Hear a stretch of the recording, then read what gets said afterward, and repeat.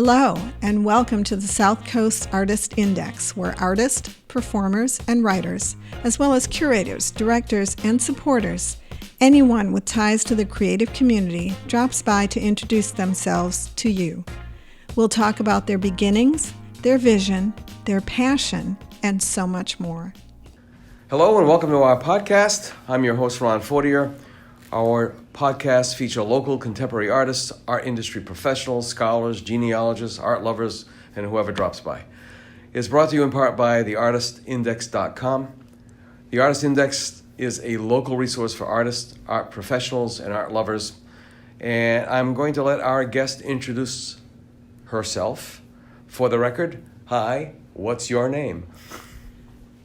My name is Helen Granger. How do you pronounce Granger? Granger. Very good. Like Ranger with a hard G at the beginning. It's funny because there are people who deflect to a default of their name, and that's why I asked, how do you pronounce it? Because, okay, well, the way you really pronounce it is, but everybody says, right? And how do you spell Granger? Granger. Very good. A lot of people will say Granger the first time they see it. This in itself has become a study. And what do you do, Helen? Well, I just call myself an artist or a visualizer most of the time because I'm a commercial artist. I build websites, I do graphic design. I'm also a fine artist, and sometimes there's a lot of blurring in those two areas. And I make cartoons and animations and all kinds of things. Yeah, that's well noted. Let's go back in time. How did you get here? I know you drove your car. Well, it's interesting because when people ask me how did you end up in New Bedford, I ended up coming up with a story saying that I was shipwrecked because it's as good an answer as any. How does anyone get anywhere? I have been a Rolling Stone my entire life. I have lived lots and lots of places, mostly running away from myself, to be honest. So I kind of washed up here. And I felt like I had to make a stand and I had to find a place to put my feet down. Mm-hmm. So I did. It just happened. This is where you were going to stop. Yeah, this is where I stopped rolling. That's interesting. And going back, way back, first memories, because everybody wants to know, when did you first know that you wanted to be an artist or that you were going to be an artist? I think it was assumed from the day I came out of the womb, quite frankly. I don't remember a time when I wasn't an artist. Really? Yeah. What little anecdotes have you heard about yourself from parents or whatever about that? I don't really want to get into family stuff. Really? I don't want to get into family stuff. Okay. We can do that. Okay. But I can tell you that I remember drawing at an early age. Okay. Okay? All right, that sounds good. Other stimulations that led you towards art itself? It's funny. I don't know how to answer that question exactly. Okay. Again, it kind of gets into deep personal stuff, which I think it does for a lot of artists. Yeah. You know, it became an outlet about the only way I could get through things in my life. Okay, and I'm already sensing that we won't go there unless you want to go there. I don't think it's necessary. No. It's because, everybody loves stories of the tortured artist. I don't know why that is. I don't know why they think that being tortured is a motivation for creating art. So what happens if you're a affluent white child, blue eyes, blonde hair, living in the suburbs in a cul-de-sac? How could you ever be an artist? There are a lot of funny myths about artists, and I seem to cross, it's like, yeah, you could call me the tortured artist and we could talk about that, but I hate that myth. Yeah. I also hate the myth of the self-taught artist as being better than the college-educated or art school artist. Are you noticing that as a trend all of a sudden? Oh, I've noticed it my entire life. People who can just do it are somehow better than people who went to school for it. And to me, this is hilarious because one of my anecdotes from art school, and I'm old, so I went there when people were Vietnam veterans, were coming back and were going to school. And I was talking to one day, And he was just amazed at how well I could draw. And I said, well, I came to art school because I know how to draw. And he said, I came to art school to learn how to draw. So there's all kinds of people, and there's all kinds of way of coming to art. Mm-hmm. So these myths and these prejudices, these little, stories we have about what kind of art or what kind of artist, they're funny, You have to take them with humor.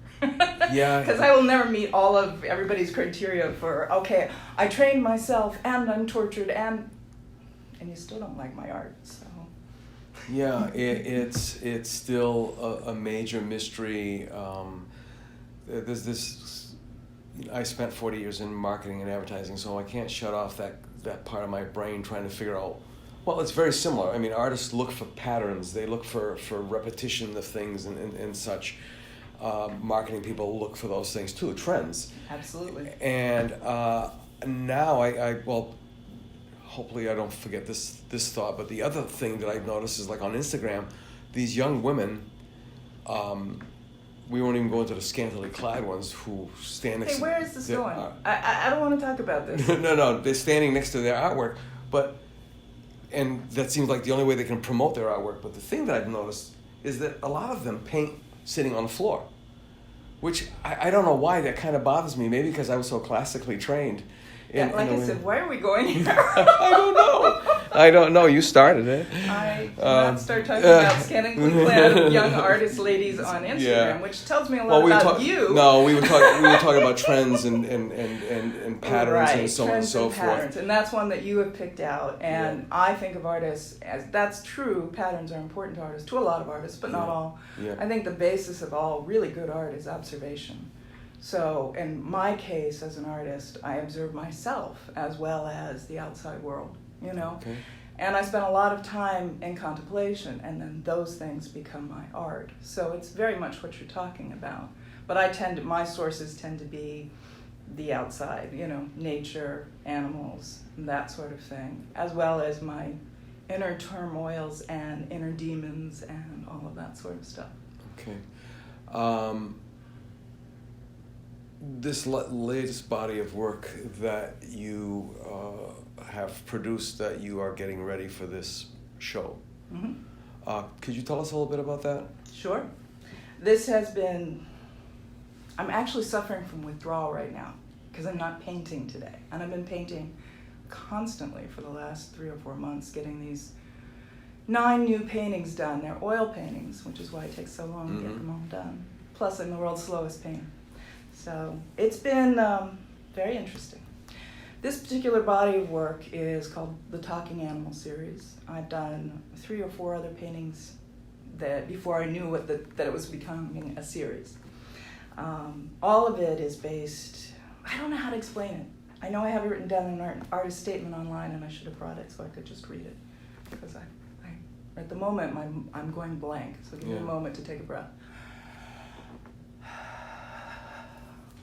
You can edit this stuff. Well, yeah. We could even leave that in there too. Okay. What do they look like? Maybe that'll help. Well, here's the point behind them. What I do a lot of time in my practice, as I say, I contemplate, I meditate, I think about things. I often have a sketchbook, so I'm doodling or I'm writing things down, or these things are becoming images in my sketchbook. Mm-hmm. And over time, I start to see a pattern. In this case, I will doodle an animal or sketch an animal, cartoon style, and then words will follow it on the page, or words will start.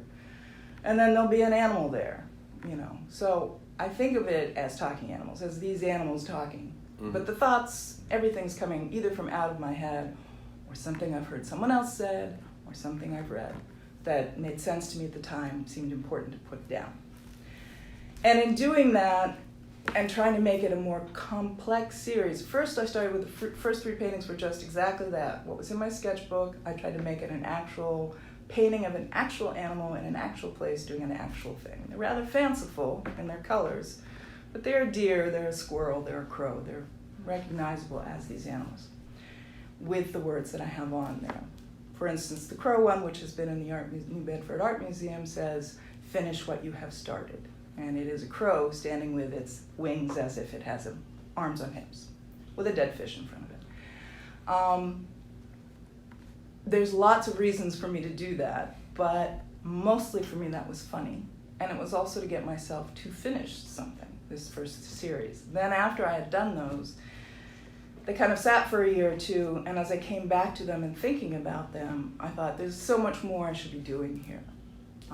I like natural history. I'm very interested in animals and how we fit into the world with them. So I started picking out, when I was producing these paintings, I was a little more conscious of the animal. Like if in the sketchbook it was something vague, then I went, what would it be if it wasn't vague? And I thought, it'll be things like a lemur, things like that. And then when I added the words this time, I also tried to make them more graphically interesting. It's very difficult to do lettering in painting. As a graphic artist, you know this, I'm sure. So my first ones were pretty rough, and then the next ones I tried to do a better job, let's put it that way. And also I wanted to combine some of the meaning of the words with what the animals were. So on the back of each painting, I've included a paragraph or two about what's going on in the painting, what the animal is, what its role in, nature might be, and effects of humans, and so on and so forth. I hope a little bit there. Yeah, that's interesting. Yeah, you are right about when you start to add letter forms, alphanumeric anything onto a painting, it takes it to another level. In some ways, it helps. It gives a boost to those who have no idea what they're looking at or trying to figure out what they're looking at. And then to others, it validates what it is they're looking at. And there's still others like, nah, that's not what's going on. that kind of thing. It's a very tricky thing to put words on a painting. People start reading, they stop seeing the picture sometimes. Exactly. Right? Yeah. So I know what I'm playing with is extremely difficult. The funny thing is I've been producing these sorts of images since I was in high school. So it's like, they're gonna come out, I'm gonna make them pretty paintings instead of dumb cartoons. They could easily be memes. I could easily pick these images, put words on them, put them on the internet, done. Right? I don't need to spend 4 months doing a pretty oil painting of them. Right. That's what makes it art. I'm doing something goofy here. I'm doing something that's taking a meme and making it beautiful. Why? Because I've always done them, and now society's catching up, and everybody's memeing. Exactly. It's pretty funny. Exactly.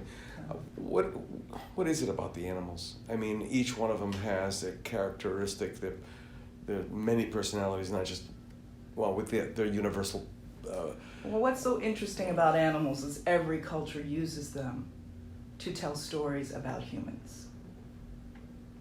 And I find that amazing. Now, in my own culture, that mostly means Looney Tunes and Bugs Bunny, So a lot of what I do when I'm doing them is I'm reaching back to childhood in that sense of how we're told stories with animals, The Jungle Book. I mean, there's so many that you can point to. Almost every children's book uses animals and not people to tell the stories. I don't know why humans do that, but I think it's very interesting. And as I say, it's every culture. So you can look at my painting of a bear, and in your culture that might be a strong totem, or it might represent a gay male of a certain sort, or it might represent, think of a childhood bear that you knew in a story, I like that. It's going to have a lot of different meanings to a lot of different people because, again, every human culture has some relationship like that with animals where they use them in their stories. I mean, if you go back to Aesop, that's way back then. Exactly. All of our foibles yes. are being acted out by animals who are characterized as with those, human characteristics, exactly. Right? Like pride or gluttony or any of those things. Yeah. You said a very interesting word that I don't think I've ever heard an artist use before. I've heard doctors use it. I've heard lawyers use it. I've heard accountants use it. But I've never heard an artist use it. And all I'm having this flashback to Dumbo. I've seen a house fly. I've seen it, yeah. But anyway, I got into that cadence. And that word was practice. In my practice, you said. And I really think that that's an interesting phrase. Not just the word, the phrase. In my practice. That's interesting. I think all art is practice, No, we never get good, so. Well, no, I had a teacher who said it's all perspiration. Yeah, well, That's practice. Alma Cummings' dad, who was my painting instructor and drawing instructor, said it's all perspiration. Yeah. Yeah. And that's what we do to achieve whatever it is that we're trying to achieve that none of us ever really understand Right. why or what we're doing. Exactly. It's all perspiration. We're working really hard and we're perspiring, but, some of us will get there, some of us won't. So the show is not yet opened, Nope, we're hanging it this afternoon. but what's next? What's next? Yeah. Wow, that's pretty funny. Also, I want to point out that I have a show up in City Hall at the moment. Okay. In Bedford City In New Hall. Bedford City Hall? My Inner Demons series, which is related to the Talking Animals in that the Talking Animals are all fancy oil paintings and the Inner Demons are all really quick acrylics on plain canvas, very cartoon. But I like the fact that there are a lot of them are political and they're all in City Hall right now for all of the local politicians to see all summer long. Yeah. Although what's going on nationally has eclipsed anything locally, even in Fall River, with a but mayor it that's shouldn't. been ousted and then re-elected on a re-election thing. It's bizarre, but Oh, I know. It's tons of fun. it's theater. Yeah. Well, speaking of which, Buddy Cianci has a musical, so there you go. Exactly. Anyway, actually, what's next for me is sadly a big transition because this will be the last set of paintings I do for a while. I have a lot of arthritis in my hands, and I'm just facing surgery. So things are very much up in the air. So as far as I'm concerned, I really don't know what's coming next, which is why I wanted to do this show. Oh my God, I feel like Fraser Crane, but how does that make you feel? When I first got the news from the doctor that I had really severe arthritis in my right hand, and I am right-handed, it was pretty crushing because I knew I had pain, but I had no idea that bones were just disintegrating and it was getting that nasty in there. So at first it was very scary, but then when I considered that surgery would probably help stabilize my wrist and make it easier for me to paint, that was exciting. What's really scary is I can no longer be a commercial artist. And at 56, I have no retirement. So now I have to find another profession because I've busted my wrist, doing computer artwork. That's my commercial artwork. So that is the thing that has to change. And really, I have no idea what's going to happen next. All I've thought about is this show. Well, and after that, I figure out what happens next. Yeah. Like Scarlett O'Hara. I can't think about that now. Yeah. It just brings anxiety. I mean, I'll be thinking about getting a resume together instead of, getting a painting done. So. But what are the alternatives? Because it's without being all philosophical and stuff. But what the heck? It's these moments that sometimes catapult us, pivot us into another area that we would have never imagined unless we were shoved into it screaming and yelling or, I have had a very checkered career. I mean, as far as that's concerned, I've always been some level of commercial artist, but I've also worked as a research scientist at Carnegie Mellon University. Wait a minute. What? Right. Our last guest was a transportation expert. I mean, where is this from? Yeah. Well, that was one of those things where I somehow got an interview with the research scientists, and I started asking good questions. Because I'm an artist, I observe. So if somebody starts telling me about their research project, I start asking questions, and they liked my questions. So they brought me on board to do the UI for the software they were developing. Excuse me, this was even before most people knew what a UI was. So again, this was a while ago. Could you explain to everybody that doesn't User know? interface, Okay. anytime you look at a screen on your phone or on your computer, someone has decided what color those buttons are, where they are on the screen, and how it all works. And I was one of those people for some very egg-headed engineers who are working on the engineering process as a social process. Mm-hmm. It's fascinating deep brain stuff, and that's probably another podcast. But from that experience, I know that I can do a lot of things. It's Yeah. one thing about being artists. We are we're mushy, you know. Well, you know, there's always bartending, waitressing. No, see, to use that term. I can't do anything that uses Exactly. my hands. Yeah, really screwed now. And I have a big brain, so I'm going to use that. Might as well. Yeah. Might as well. Either that, or just teach yourself to do everything with your left hand, which is I've another already done that, Yeah. and this hand is wearing out Yeah. as well. I can talk about hypermobility disorder and why my wrists are wearing out at this Right. age. I mean, this is 10 or 12 years earlier than it should happen. Right. It's a genetic disorder, blah, blah, blah. So there's lots of reasons. You know. Yeah. And I'm already ambidextrous. It's- I'm already left-handed. Yeah, it's attitude. I've worn them out. Attitude is everything.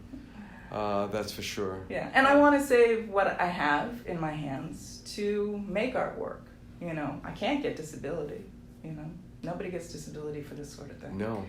Which That's- is crazy, even if your whole livelihood is based on your hands. Well, you know, so. Manet, and Renoir. I mean, between their sight and their articulation, they somehow got through it. Right. Well, the wonderful thing is, big motions are still possible. Mm. And that's why I can still be an artist, even though I can't be an illustrator or a designer, because I can't do the small motions anymore. That's what's wearing my hand out. So as far as I'm concerned, I have actually a lot of fun things to do as an artist. It's just how am I going to make a living? Yeah. Like everybody else. Well, let's go back to this little thing between the people in awe of the self-taught versus those who are like, oh, so you went to school for that? Right. So much comes down to people don't know anything about art. If you weren't exposed to it as a child, if you weren't taught it in school, it's all a mystery. And I think about, and I don't hate to bring politics in again, but how many people want to vote for somebody who isn't a politician because they think that somehow that's better? Well, that simply makes no sense. And it's the same thing with, a self-taught artist is better than a self-taught artist. surgeon. Right, exactly. Exactly. We always bring up things like, do you want a self-taught surgeon? Yeah. Right. And like I said, I think it's the example from, college days is perfect. Some people go to art school because they can draw, and some people go because they want to learn. That thing is, people can't hold two concepts in their head very often, right? Yeah. So. Or if they can, not for a very long time. Yeah. So, yeah. Yeah, that's interesting. There's also, it's the elitist thing as well. Because think about it. Going to art school is kind of an elite thing. So somebody who has gone to art school would seem like part of the elite. And so, of course, I know lots of people who were scholarship art students who were not elite at all. But, nevertheless, that is part of that. On the other hand, too, it's like being a bull rider. What, are you crazy? How many times are you going to fall off and get back on? I mean, that's the other part of doing that. That's what nobody knows about art is. Yeah, most of the time you're falling down. But, going back to, the lack of art education, I remember when I was, we all know that we have to do something to support our habit. And I'm a painter, so I had to support the habit of painting. And I just needed 3 more credits to get my teaching certification for elementary, secondary. And I took on a position. I replaced a woman in the middle school, a notorious middle school in the city, and that was horrible because art wasn't taken as a serious subject. It was taken as recess with crayons. And then with the tracking system that they had, and I mean this with no disrespect, but it is for a pictorial illustration. And you had, no, I'm not going to use that because it'll come back on me. You had students who had they were lost already, and this was 6th, 7th grade, in 8th grade. They were already lost. And then you had the ones who, and a lot of it was socioeconomic. It was quite bizarre because that high school, the junior high, what they call a middle school now, that junior high pretty much covered this interesting area of the city where the haves and have-nots are. So there was always like this storm going on. But then they started the itinerant art teachers. You no longer had a classroom. You no longer had an art room assigned to you. I saw that mostly women at the time that were art teachers pushing around shopping carts looking like bag ladies. And it was a really horrible feeling. It was, my God, everything I believe in has been so diminished. I feel very, very lucky to have gone to school in the 70s where they were bringing in all kinds of art programs and band and everything, you know. I learned music, I learned art, and I learned it in grade school, junior high, high school. And yeah, I know kids today don't get that at all. Now, I've carefully avoided children as an adult, and I don't teach because I'm not that kind of person. Yeah. But I know lots of artists who are art teachers now. And that's a wonderful thing because as much as we can talk about what's wrong with charter schools and public schools, at least I know people right now who are good artists who are teaching. So I know somewhere in some schools these kids are getting, you know, what they need. It's kind of coming back around. But there was a time like when you were teaching when it was just, it was a drought. And it affects everything. You know, it affects how people think, sadly, because we need art in order to learn to use our brains, and music and dance. I'm here to put a plug in for don't just look at things on the wall. Art is many, many things. Dance is something that no one gets in school and should, because it's a wonderful, I mean, again, I grew up in the 70s. Yeah, we got it in school, but now I don't know that anyone gets dance as a class or anything. And you said something about high school, and if you think about the kids in band, I'll bet you that those kids in band, especially marching band, have kept in contact with each other, a majority of them, all these years. Well, I've actually, where the rest of them are, you know, the rest of the classmates are. I don't know. There's a bonding there because, I mean, you know, I mostly bonded with my band teacher who actually kind of saved my you were soul. on the field. You were on the field before the football team. You were on the field after they left. So there's, you know, and there's discipline, dedication. I mean, there's all in, you know, that's exactly pride of practice. Yeah, I mean, here's the thing. It's another one of those cart and horse things, right? I mean, when I was in school and 4th grade, I think, we were, you know, given a demonstration of instruments and asked to pick one, and lessons were just part of school, right? I mean, that just doesn't happen anymore as far as I know. So how can you get somebody to that point if you don't give them that kind of opportunity? In other words, you get all the great stuff from band, but how can a kid know about band if he's not being taught in school, right? So it's always that sort of thing. Like, band is a great thing, but if you can't get kids into it doesn't matter. No, it's true. I mean, and so it has to be taught. That's all. Yeah, and you would see the band kids out there doing tagging, you know, shaking a can of change at the supermarket and such. Boosters, and it's like, okay, you never see the football team doing that. You know, high school. The cheerleaders do it for the football team, and it's usually car washes. This guy's nodding like he's been a football player. No, okay. Cheerleader. Then. Yeah, but we have a silent guest in the room, just in case you're wondering. But it's interesting, and then all of a sudden, those formative years, I haven't thought about her in years. Maureen Kennedy. She was my 8th grade art teacher. I had transferred from a parochial school in the south end of the city to the Elmer M. Poole School in Dartmouth. We were the last graduating class of that institution. And Maureen Kennedy, who became Maureen Avila, there was just something,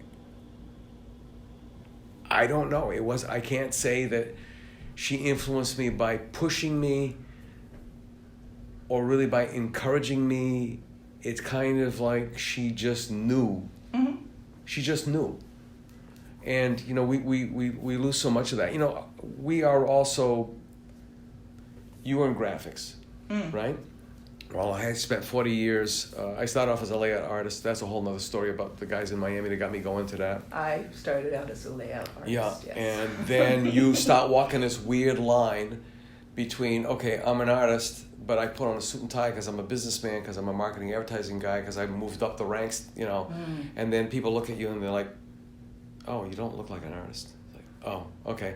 So then you, I don't know. That's never been my problem. You don't get dressed up. I look like an artist. You don't get dressed up. And you go into the agency and they're like, oh yeah, the creatives, don't they have any pride in themselves? So it's that weird kind of this thing. It's like we're drug addicts. What is it with that? What are these prejudices and suppositions and I'm trying to think of something even more erudite than that. As a woman, I can tell you there's quite a few of them out there.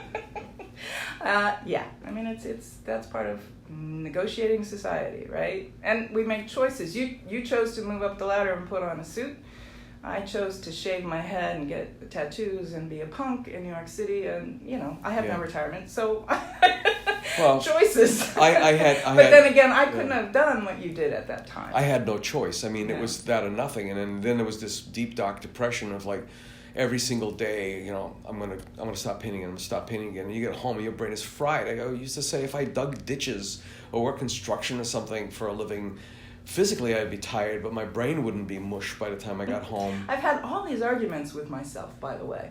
And like I said, I've dipped in and out of like real career stuff and, gig economy, mostly gig economy. Yeah. And it's all a way of just keeping our art alive in any way that we can. I've spent a decade not making art, and then I've spent more time than not doing it when I can. But I think, all of these experiences, you can't separate them out and say, oh, this was this part of my life and this was this part of my life. It's all part of your life. And I think it all comes to roost in your work at some point in time. Yes, absolutely. Like the talking animals.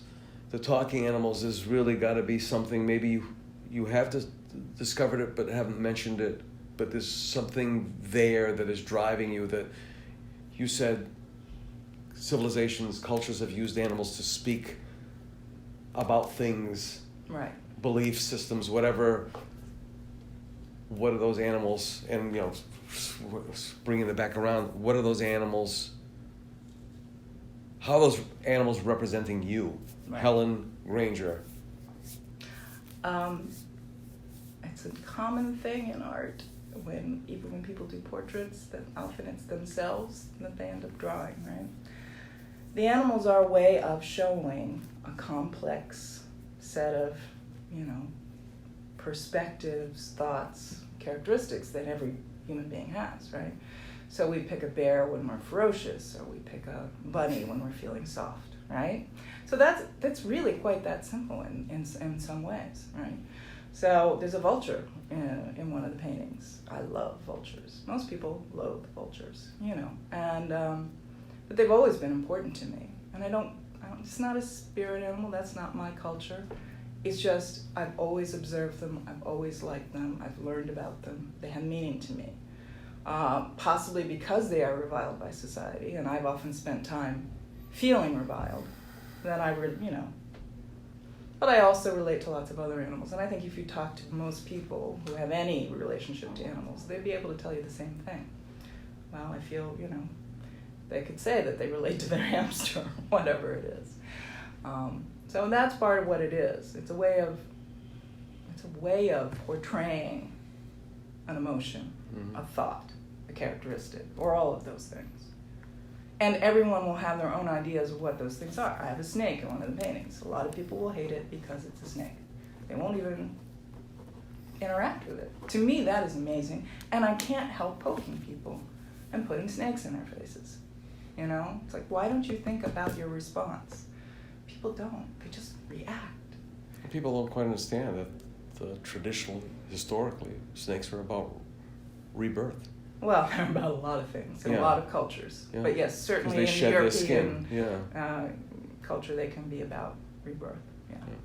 They can also be, anyway, let's not even go up. There's so many symbols. Yeah. But nevertheless, my point being, most Americans walk around in their little bubble of this is bad, this is good, right? Dogs are good, right? Wolves are bad, or something like that. Right. We have these simple thoughts, and that's what they can do. And I'm not a simple person. That's what I put in my paintings. And if you'll either think something about it, or you'll go, ew, snake, I don't like it. Have you been overseas? Yes. Okay, so you've seen life from both sides now. I mean, I don't want to get into Joni Mitchell, but funny. yeah. I don't know which sides you're looking at. I've been to Australia, so I've been to the other side of the world. Yeah, okay, would you be under? I've been in Mexico and Yeah. I've been in Northern Europe. Okay. Okay. Yeah, and I'm a student of history, particularly European history Mhm. and world history to a degree. So, and also I was a art major, but a philosophy minor. So, yeah, I think about a lot of stuff. Yeah. I And mean, think just- about other cultures a lot. Just living in Portugal for a year It's got, which yeah. was an incredible adventure, and people have asked me, how did you assimilate so quickly? And I said, how could you not assimilate so quickly, because it is diametrically opposed to everything here. I mean, coffee, coming back here, I was like, oh my God, people don't understand what coffee is. It's a mutual friend of ours, Lasse Antonsen, Yes. who's Danish. Some of his Danish colleagues came over for a visit. I remember Lasse saying, I think it might have been his brother. I don't know if it was somebody very close, probably family. It doesn't matter. But what was their impressions of the United States? He said the weirdest question I got asked was, why do Americans carry coffee pots around with them all day long? And he's like, coffee pots? I don't get it. He says, look, and you see somebody with a 32-ounce coffee. It's like, what is that? I know. Yeah. I was very lucky to spend 2 months in Sweden when I was 18 as my high school graduation present. So again, yeah, I got to be immersed in a culture that I now know through DNA testing was no wonder everyone You thought were I home. was Swedish. Yeah, you were home. Yeah. Well, there's a whole lot of that kind of Northern European in my blood. But it was, I mean, at 18, it was a culture shock because pickled fish. I get a lot of that where I grew up. Lukfisk.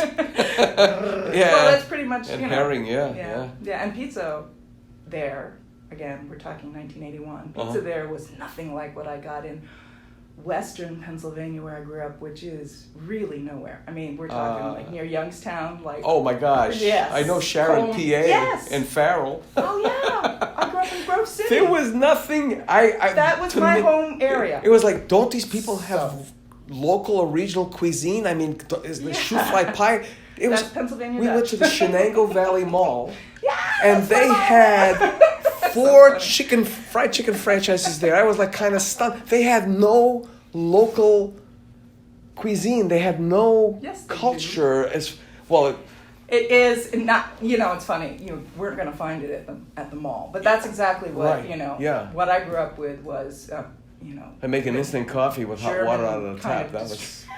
cooking and Pennsylvania Dutch cooking. I and couldn't yes, find and any. coffee tap water, but that was a long time ago. Now, Yeah, it's this was in the actually 70s, changed, yes. Because now, the last time I drove through that area in Sharon, there are farm-to-table restaurants. Oh my God, really? And the farms are farms I knew when I was growing up there. So they've come into the aughts. They've caught up. They've got craft breweries and everything. you No, could want. there was like. And now there's nothing. local cuisine because that was the best hamburger I've had in a long time. Really? Yeah, a couple of Western Pennsylvania beef. Wow.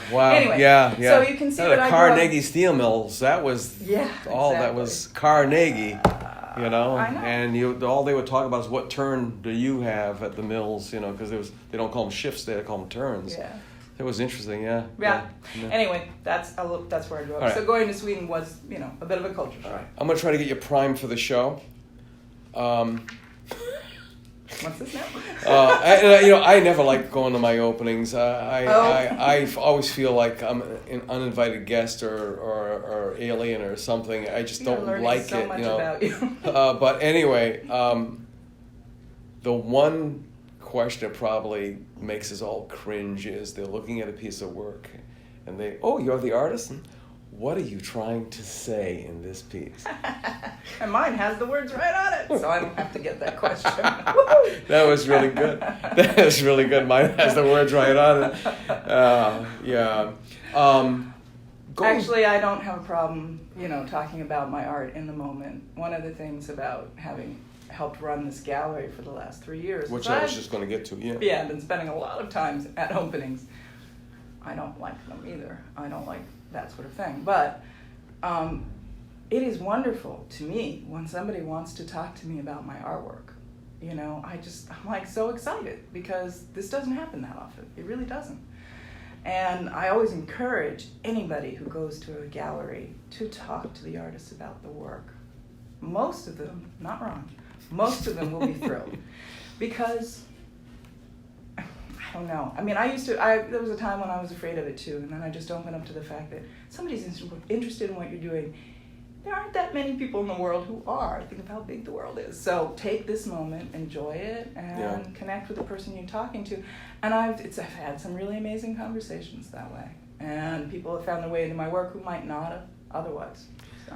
And you brought up SNG, which was I was going to go back to the situation with your arthritis and with SNG. I mean, really, you and Den should come back for an SNG specific segment, but I want to keep my relationship. a project specific gallery again is more of a European thing than it is here. Although it's bubbled up. It's maybe because of European influences coming into the country, but it's really quite interesting. Could you speak to that a little bit more?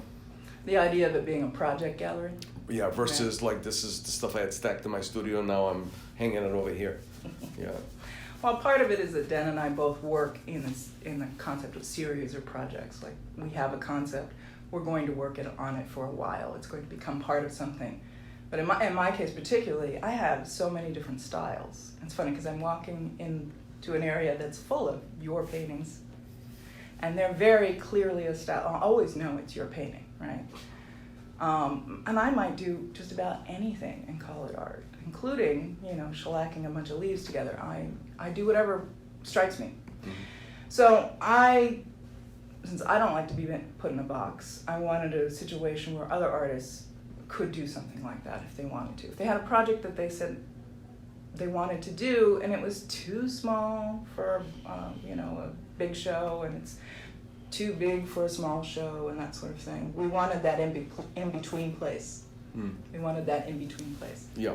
I'm used to singing into a microphone, in which case I had to get really close. So I'm sorry about that. Oh, not a problem. Not a problem. The reason why the paintings are hanging about here is because, and I spoke with Den about this, Jeff Watton, the co-creator, co-founder of the Artist Index, said, we've got all these walls, and instead of putting all this corporate stuff on it, let's hang up artist works, and since your show's coming down, why don't you put your stuff up here? And I was like, okay. And now he's developing something called Gallery SMG, and it's not really a gallery in a sense, as much as it's just an opportunity to hang up some of your work, and then it becomes more of an event.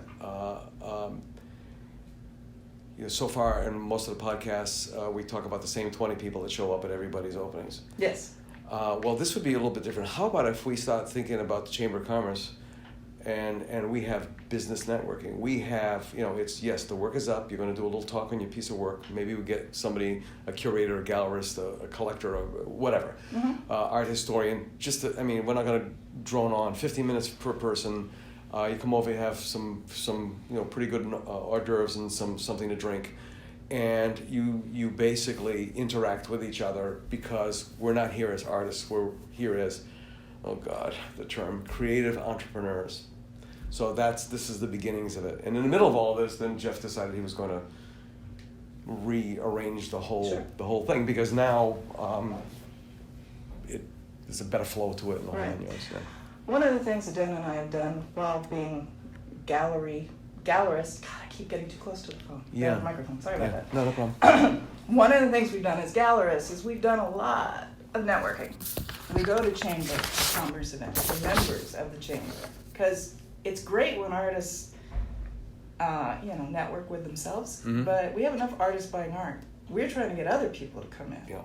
So I think it's really important when we think about networking that we go outside of our bubbles. And that is very hard for artists to do. Yeah. But it's true that if you put on a show, people will come. So something like a little talk and a little song and dance. Give them something they're familiar with, and offer them something they're not familiar with. That might and be try to bring people in together who might not meet otherwise. Yeah. Yeah. Well, it's that time, and we're coming to the end of another podcast episode. Once again, I'm your host, Ron Fortier. Let's thank our guest, Helen Granger for stopping by today. Helen, is there anything else you'd like to say before we go?